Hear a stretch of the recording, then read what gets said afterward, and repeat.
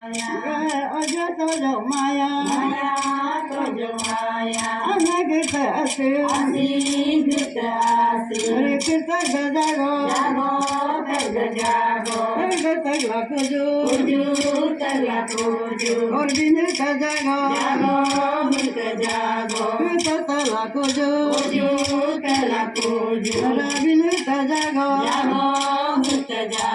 kita tangan toba. Asunggu sudago, paju jelakuju, asunggu jago, paju jelang toba, asu siruk jago, siruk berduku, monung nino jago, najung nino jago. Nino ni liglaju, ojung yang bojago, yang liglaju, ojung lap bejago, tiri motadaku, lanto lap bejago, tiri motadaku, monre padejago.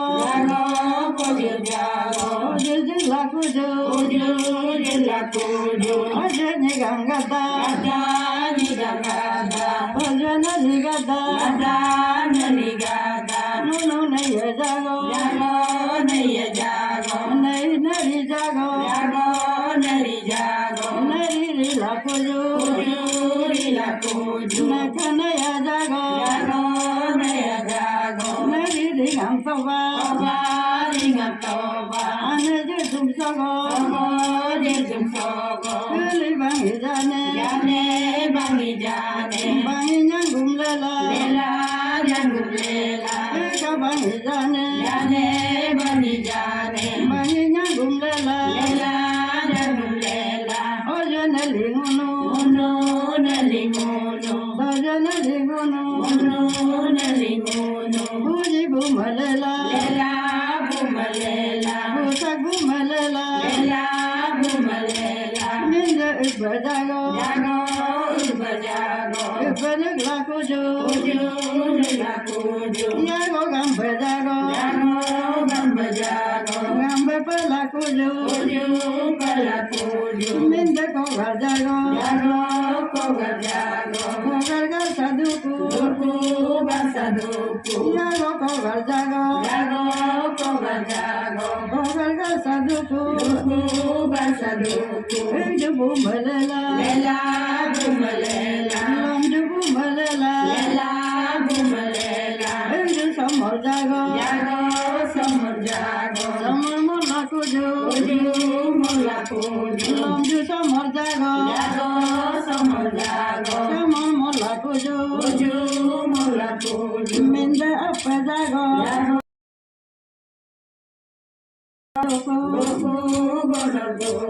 Yago aku jago, aku runuduku, minta abi jago, anu jaguduku,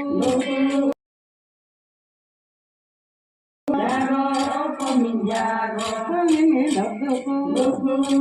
abduku, yago peming jago, pemingin abduku,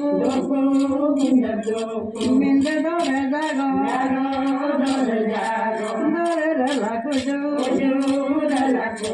minta dore jane, dore ngamtoba, minta bidu jago, bidu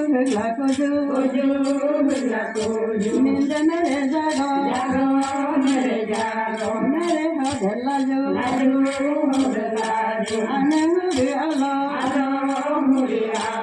huri kenyu alo, minta bidu jago, bege bidu laju, yaron bagi jago, magi bagi laju, minta bidu jago, bege bidu toba,